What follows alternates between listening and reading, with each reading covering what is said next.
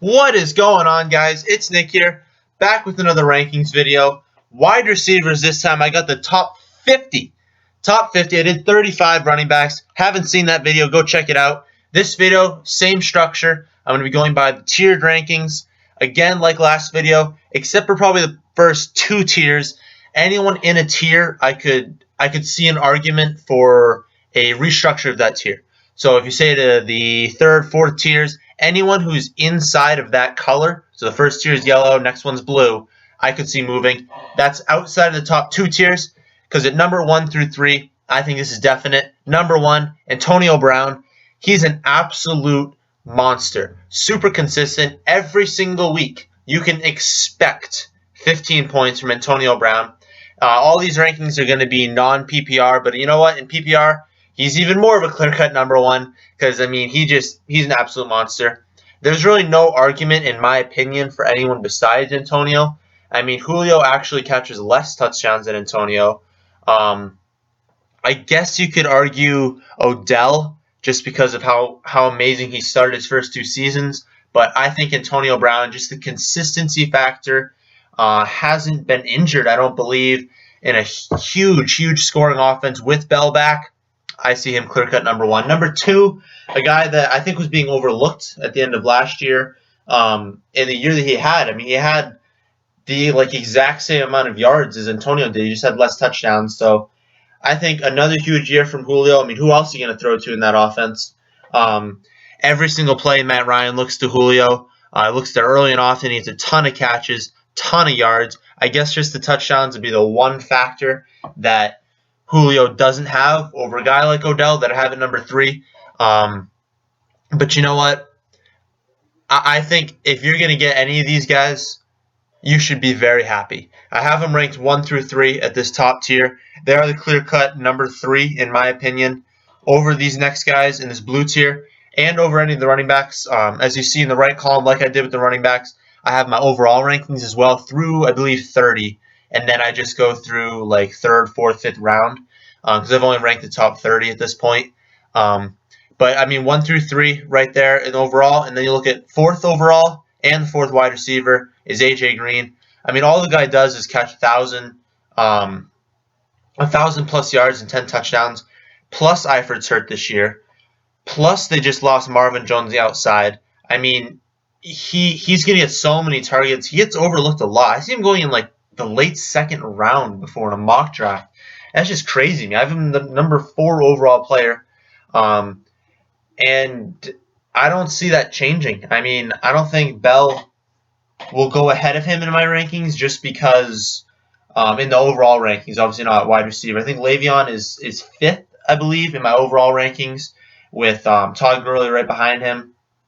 And I see A.J. Green keeping this number 4 spot just because how consistent he is. He does get banged up here and there, but he doesn't generally miss a lot of time, and he always has 1,010 touchdowns. And that's what you want from your number 1 pick. It has to be consistent production with good upside. And that's what all these 4 guys are. Number 5 and 7th overall in the rankings, DeAndre Hopkins.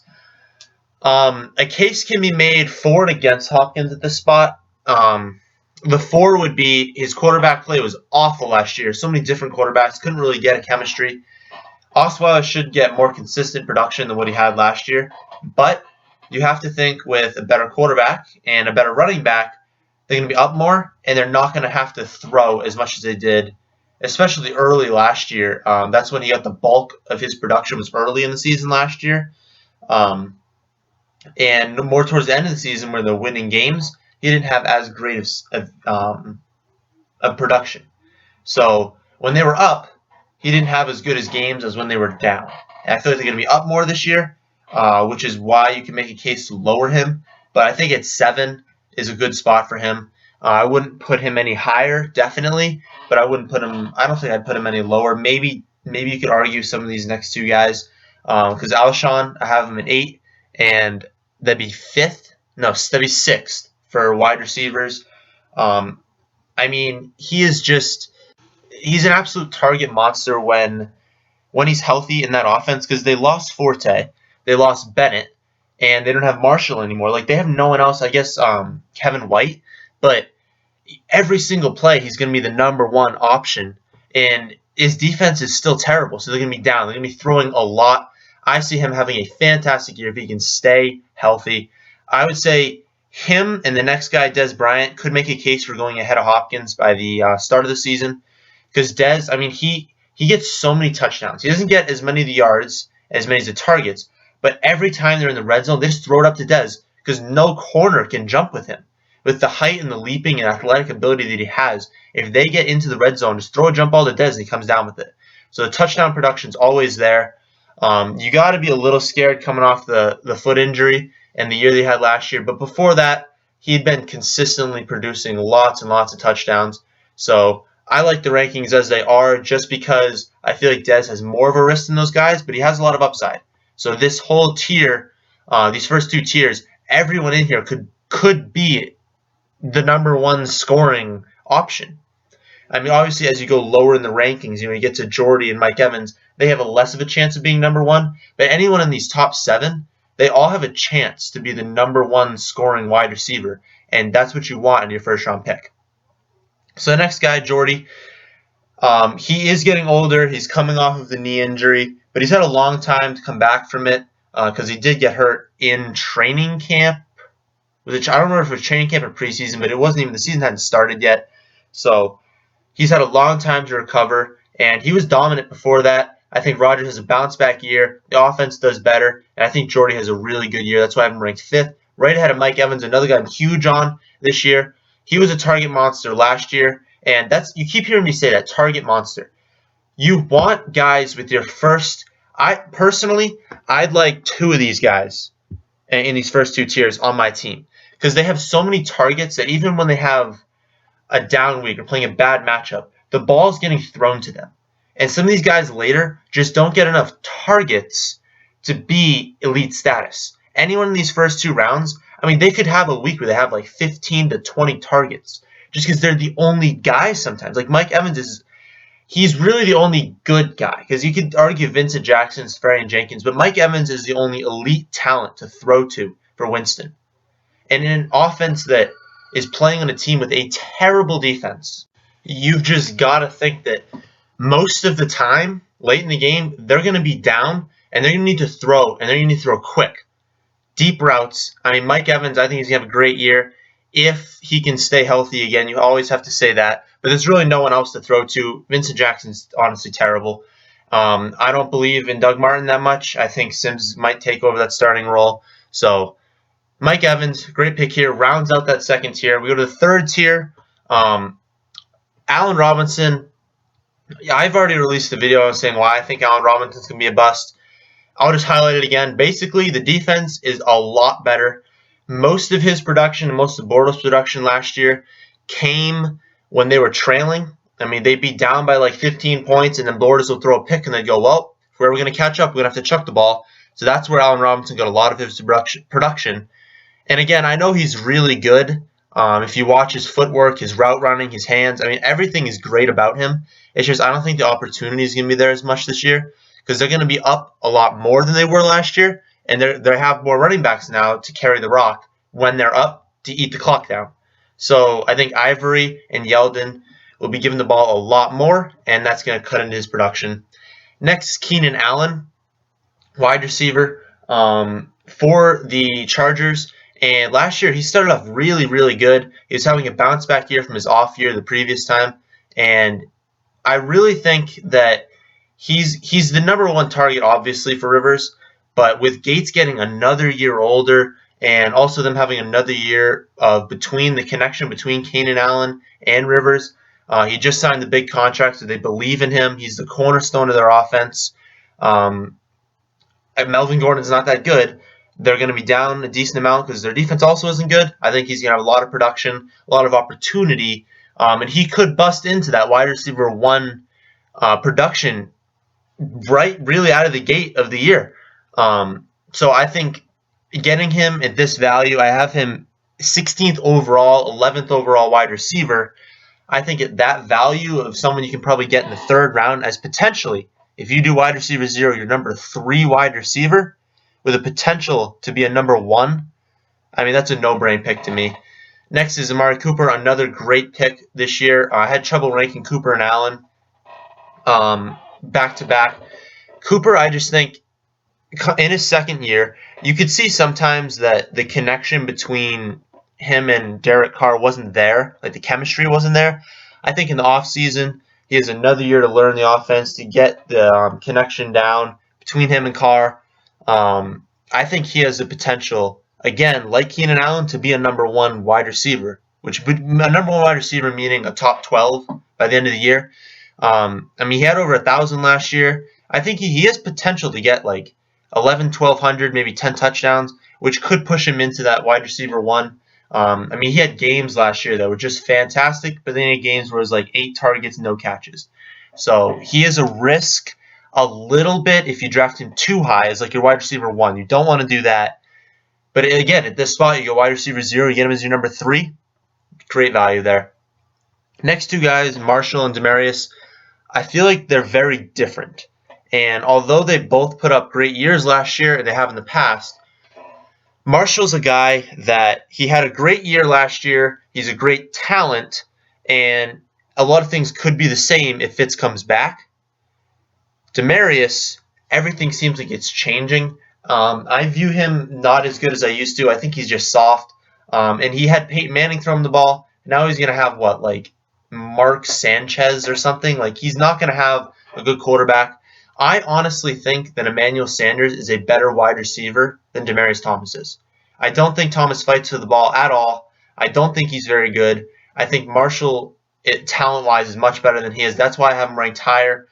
Fitz, also, I think Fitzpatrick's a better quarterback than Sanchez is. Obviously, Sanchez is terrible. But we don't know at this point, as I'm making the video, if Fitzpatrick is going to be the quarterback. I strongly believe he will be. I think they're going to end up paying him because, what's the next option? Geno Smith. Come on, you can't win games with Geno Smith. So I think they're going to pay Fitzpatrick.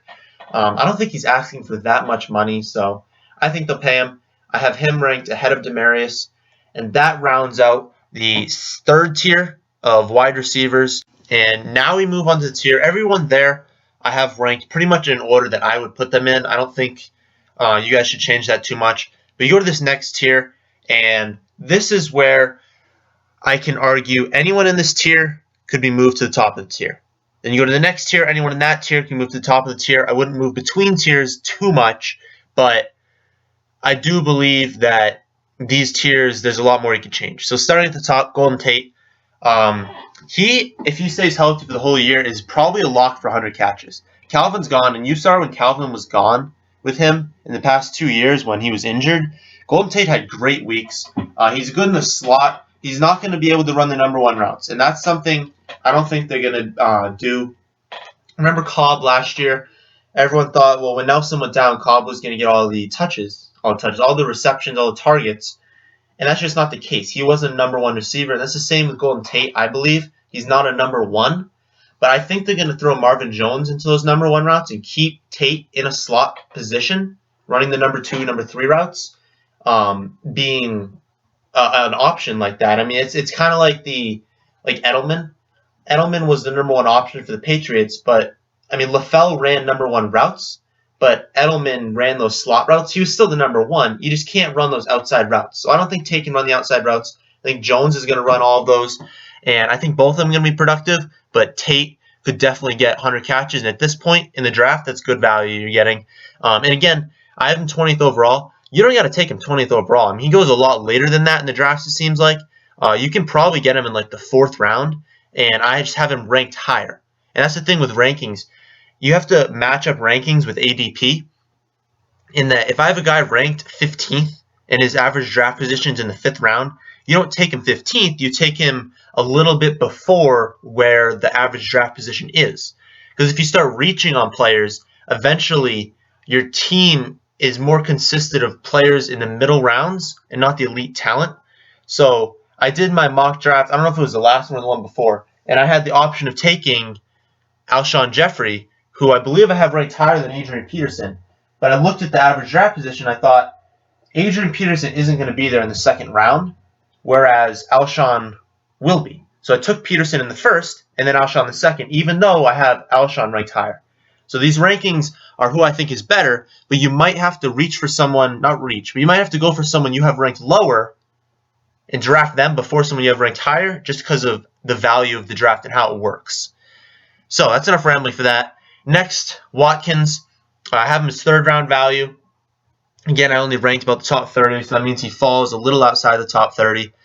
And I think when he's fully healthy, is absolutely potential first round talent, honestly. And he's that good. You saw last year when he was healthy. It's just the fact that he's probably not even going to play in the preseason with the foot injury. If news comes out that he's not going to be able to play for the first week, I won't draft him because you don't mess with foot injuries.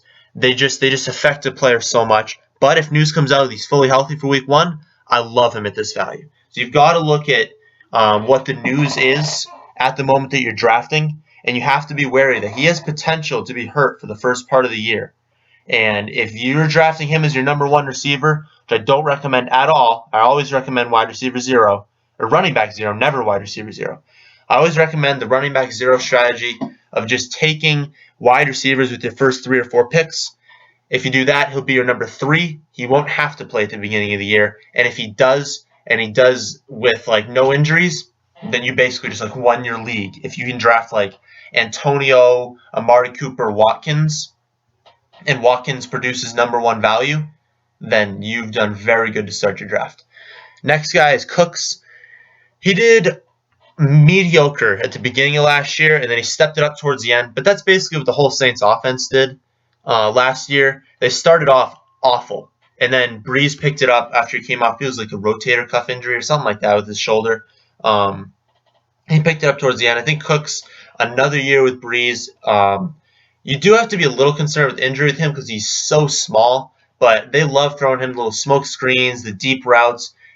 He's got huge play potential, and I like the value here. I wouldn't move him up at all from here. I'd only move him down a little bit, especially if you're in PPR. Edelman here, you'd move up ahead of Cooks because he doesn't catch as many on a consistent basis as Edelman, but all the rankings I do here are standard. So you do talk about Edelman here. Patriots fan, love this guy in the slot. He's also coming off the foot injury. I don't remember maybe week 9 last year, and then he came back for the playoffs. Wasn't 100% for the playoffs, but I mean, it's playoffs. So you got to play. So he should be healthy to start the year. If he's not, Edelman's such a tough guy that even if he's not 100% healthy, he's going to do fine. The thing with him is he's honestly the king of like 9 catches for 95 yards, which is great in PPR, but in standard, it's 9 points. And he does catch a lot of touchdowns. Brady looks for him in the red zone. But you have to be wary that he's not going to produce wide receiver 1 value. He just doesn't have that upside that Watkins does, that some of the guys that are ranked a little bit before him do, and that's why he's ranked where he is. Next guy, Hilton. I think the whole offense in Indianapolis is going to improve. I mean, Hasselbeck played most of the year last year, and he still had like 1,100 yards. So you've got to think that if Luck comes back fully healthy, I mean, the guy had just so many freak injuries last year. Again, a lot of that was due to the O-line just being awful and having him be hit so many times. But you've got to think that if he's healthy, he's going to produce better numbers than Hasselbeck did. So I like Hilton at this spot. Hilton and Cobb are kind of similar here. They both had down years last year. Cobb definitely had way more of a down year. But I feel like their offenses, both of them, are going to bounce back. And with Nelson back, especially for Cobb, resuming those slot roles, I think he's going to bounce back year. Macklin had a great year last year and the year before. Injuries are always a concern with him. But I feel like he's almost peaked with that offense that he's in. I feel like he's not going to outproduce any numbers he did in that last year. So his upside isn't as high. Again, I say in this whole tier, aside from Watkins, the upside isn't there as much with the previous tiers, and that's why they're in this separate tier. But I feel like he's a better PPR play, definitely. Touchdowns are a concern. I mean, 2 years ago, they didn't even throw one to a wide receiver. And again, that's probably because like they had like Dwayne Bowe, like they were just awful at wide receiver. But you've got to think that with their offense is more based around the run and throwing to the running back and throwing to the tight end, that he might have touchdown regression and potentially yards regression too. So I like him at this spot in the like third, fourth round area, but I would never reach on Jeremy Maclin. There's some guys you can reach on. You can reach on Cobb, you can reach on Hilton, you can reach on probably Watkins, but don't reach on Maclin. Another guy I wouldn't reach on is Calvin Benjamin. He is a big red zone target for Cam, but I feel like that offense is based a lot around the run. Again, they throw to Olsen. So he's a guy similar to Maclin in that the yards and consistent production may not be there as much as some of the guys ahead of him. So that's why he's ranked at the end of this third tier. Basically, end of third round, early fourth round value, somewhere around there. If you can get him as a wide receiver 3, that's great. But don't build your team around Calvin Benjamin just because he doesn't have as much upside as some other players do. Next, Emmanuel Sanders. I love that pick this year. If you can get Sanders in like the 5th round, which is I think where he's like going right now, I have him as 4th round value just because I think he's a great wide receiver, much better than Demaryius Thomas is. I mean, if that team just looked at how they played, obviously he can't run the number 1 route, so that's why they put Thomas in there. But I think I would target Emmanuel Sanders way before I targeted Demaryius Thomas. So I think he has the potential to bust into this tier above where he is, whereas everyone else kind of in this tier kind of should stay in this tier. But I think Emmanuel has a lot of potential. Decker, I mean, he came off a ton of touchdowns last year. Obviously, this pick is hinging on if Fitzpatrick's their quarterback. But if he is, I mean, this is good value you're getting there. Jordan Matthews, again, he's a number 1 receiver. And if you can get a number 1 receiver in like the 5th round, a guy that is young, a guy that I think is coming into his 3rd year, a lot of potential. Keep hearing potential. These guys have a lot of potential because they're number 1s or elite number 2s in good offenses. We don't really know what the offense is going to look like for the Eagles, but I mean, he is the number 1 there. I believe Ruben Randall came in, so you do have to watch that. I don't think Ruben Randall is very good, but he has a lot of raw talent. He's not as great as a pass catcher and a route runner, but he has a lot of raw talent. Next guy, Jarvis Landry. He's a much better PPR play than standard. He doesn't score many touchdowns. That offense has a lot of weapons, and you have to watch for Devontae Parker to come and break out this year. But he's a good consistent play for you, consistently getting you points as like a wide receiver 3. Next guy, Floyd, actually has a lot more potential than Jordan Matthews and LaRon Landry have. He's just had injury problems, but with that offense, he is the number 1 there. The potential is there for him to be maybe a high-end 2, I guess would be his max potential. But I think if he ended up as a low-end wide receiver 2, I would not be shocked at all. We saw flashes of greatness from him last year, a few really good weeks. So I like him as like a 5th round value. You don't have to spend too high of a pick, but also he is worth like a 5th round pick. Next guy is John Brown, also a wide receiver for the Cardinals, and he reminds me. I don't want to get hate for this, but he reminds me of Antonio Brown, and just that the style of play, the body structure, the speed. He just is like a miniature Antonio. He's like a poor man's Antonio Brown. So if you want to take a shot at John Brown that he explodes into a poor man's Antonio Brown, or even a not so poor man, a middle class man's Antonio Brown, I don't think that's a bad pick, especially 5th round. I'd be perfectly fine taking him where I have him ranked. Last 2 guys in this tier, Tyler Lockett and Dante Moncrief. Lockett has a lot of potential too, just because Doug Baldwin last year had, 14 touchdowns. That's not going to happen again. Obviously, Doug Baldwin, he's probably going to return to 6 touchdowns. It's some crazy stat, 30% of his career touchdowns came in a 5-week span last year. That's not going to happen again. Wilson, I feel like Wilson's an ascending quarterback. He's really, really a smart quarterback. And I think Lockett is also an ascending wide receiver. So if those two find a connection, you could see an end of the year from Lockett like what Baldwin had last year. So at this spot, getting an upside that Lockett has. Good value there. Also, Moncrief is pretty similar to that, and he's a fantastic wide receiver, and I feel like Luck is smart enough of a quarterback to know that if he has all of these weapons with Hilton and Moncrief and Dorsett, he can spread the ball around to basically the hot hand. And I think Moncrief has the chance to be that hot hand for a long stretch of this year because defense is going to focus on Hilton. And honestly, Moncrief is basically another T.Y. Hilton. And he's young. I don't know if is this his second or third year, but I think he has a lot of potential, and that's why he's in this tier with guys like Sanders and Landry that are established players. And Lockett and Moncrief aren't established players, but they have a lot of potential to be established players in the future. So next, breaking into this next tier, this is where the guy's upside is capped. And that's why I've marked this in red, same as I did with the running backs. Hearns, I guess theoretically, if Allen Robinson got hurt, Hearns has a lot more potential, but Hearns doesn't have the potential to be a number one wide receiver, I feel like. This year, he doesn't, because the defense has improved so much that his targets are going to go down, his touchdowns are going to go down, he's not going to catch what he did in previous years. He's a great option if in like a flex. So if you've gone at this point in the draft 2 running back, 2 wide receiver, and you want to get a flex guy, I feel like Hearns is a good flex guy because he could get monster weeks and he has good potential to be a number 2 wide receiver for you, and you're drafting him as probably a number 3 and number 4. Next guy is Marvin Jones.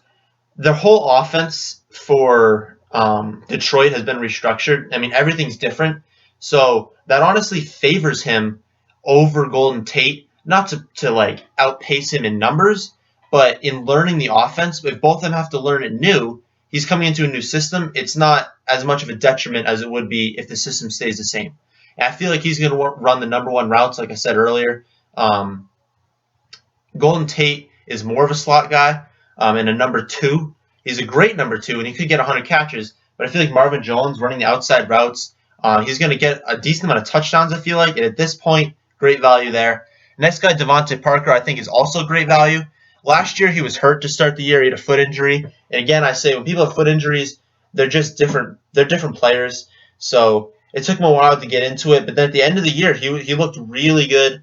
Whole off season to recover. Not really recover. He was healthy than last year, but full off season to condition and to work with Tannehill. I think he has the potential to break into that number 1 role ahead of Landry and have Landry move into more of a slot role. And if that happens, I mean, you're getting him in like the 7th round. Perfect position to draft him. Next guy, Torrey Smith. Again, I think this is good value too, just because Torrey Smith is now in the Chip Kelly offense. He's going to be the clear-cut number 1 because there is no one else. They're going to be down a lot. I feel like the team did not improve that much, and they weren't good last year, so they're going to have to throw the ball late and throw the ball down the field potentially, and that's what he does. So I think he could potentially – he has the potential to be a high-end number 2, and if you draft him in like the 8th round, I mean, that's insane. That's an insane lottery pick, whereas some of these guys just don't have the potential that Torrey Smith and Devontae Parker have. Like you look at the next guy, Deshaun Jackson, he doesn't have the potential that these guys have. He has the potential to be good, like a good solid number 3 for you. More of a flex guy because he's going to have those weeks where he has like 102 touchdowns. But the next week he's going to have a catch for 10 yards or nothing at all. I mean, he drops zeros. He'll drop 30, and you're like, wow, this guy's great. But then he's going to drop 0. So you have to be wary with that. That rounds out that tier. Next, 36 through 39. This is like, I don't know, their own separate tier. It's a very small tier. They're guys that their upside is definitely capped. You look at Crabtree. He's the clear-cut number 2. Amari Cooper's not going to lose that starting job. Baldwin, I feel like there's no way he matches the production that he did last year. Fitz is getting a lot older. He's honestly moving down in that offense. Started off great last year, but if you look at the end, he just wasn't that great. I feel like John Brown and Michael Floyd are going to be the 1-2 options. Fitz is going to be more of a third guy. And then Kevin White, we just haven't seen it. I mean, he's practically a rookie this year. But I will say with Kevin White, with Alshon getting so much of the coverage and their team being so bad on defense that they're going to have to throw the ball, and they really don't have many running backs that are good. It's more of a committee there. I feel like he does have a lot of potential, almost to be like Alshon was when Brandon Marshall was there. If you remember when Brandon Marshall played as the number 1, Alshon he was almost like 1A and 1B. And I feel like there's potential there for that just because Kevin White is so good. You've just got to hope that he's fully healthy coming into this year. But where are you getting him here? 8th, 9th round? That's good value. So next tier, these are guys that their upside is 100% capped. Steve Smith is like 40 years old. That's not even that much of an exaggeration. I mean, he is so old. Where are you getting him here?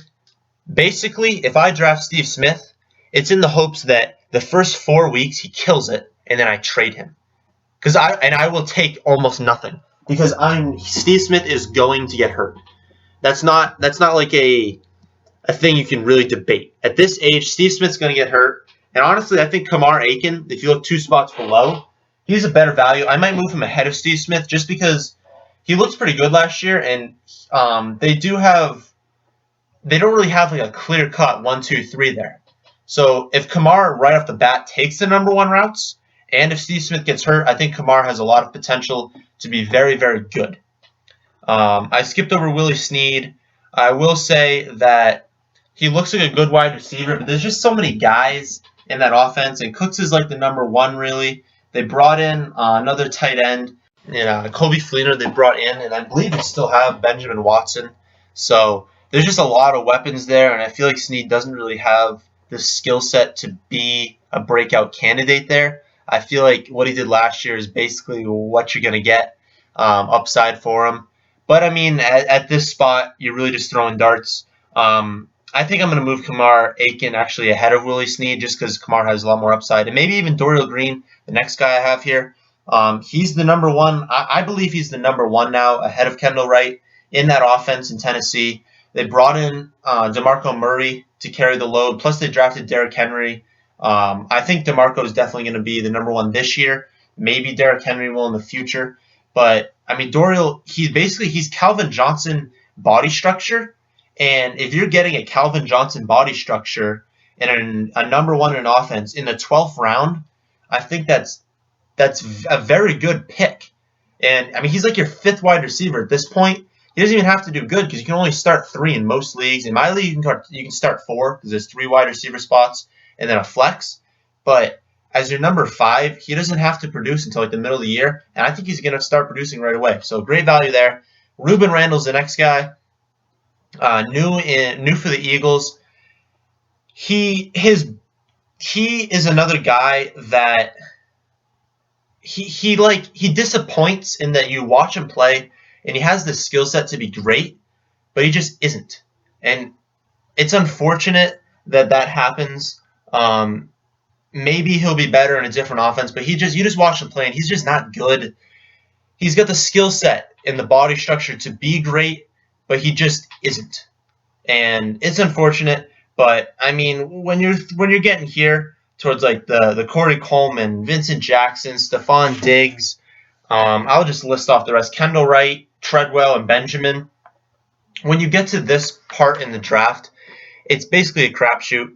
I mean, you're just throwing darts. Coleman is a rookie. Right away, he's not going to produce for you. Vincent Jackson's old. He's not that great. Stephon Diggs is capped in his upside. I mean, that offense doesn't throw very much. I mean, Kendall Wright, I feel like he's going to be replaced by Dorial Green-Beckham. Treadwell, another guy in the Vikings, his upside's capped because, I mean, Bridgewater doesn't throw that well. And then Travis Benjamin, new in San Diego, I believe. His upside's capped because of Keenan Allen. So all these guys that you have in this last tier that are in the 12-plus rounds, their upside is all capped.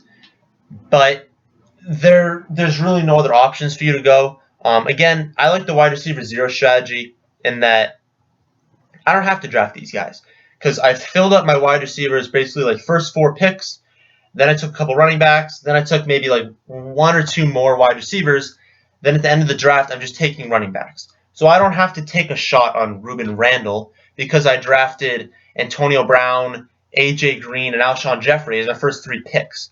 And I mean, that may not be possible. I was just rattling off names, really. But if you grab elite wide receivers, you don't have to reach for these Ruben Randles and Diggs, guys that don't have the upside that all these other wide receivers do, whereas some of the late running backs have that upside. They have the potential to just break out. So these aren't really, like, Diggs is not a lottery pick. Treadwell's not a lottery pick. Honestly, I'm saying don't draft these guys. I put 12 plus, but I mean, the 13th and 14th round where you take your kicker defense, I would suggest taking a quarterback in like the 11th, 12th round because it's so deep. So I just don't think, and you're not going to reach on a Stephon Diggs or a Treadwell. So I don't see the point in drafting these guys to be on your roster. I just don't see the point in drafting them. The upside isn't there. So that's the end of the video. I've ranked the top 50. I don't know how many people watched this far. This is like 40 minutes in. Sorry for making it so long. I just wanted to talk a lot about these guys. I put a lot of time into these rankings. If you actually watched this far, you have to at least somewhat liked it. You listened to me for this long. Leave a like. I really appreciate it. Leave a comment on what you think I should be doing differently, maybe different rankings you would have done in this list. Subscribe if you're new. I'll be posting a lot more content this year, and thanks for watching.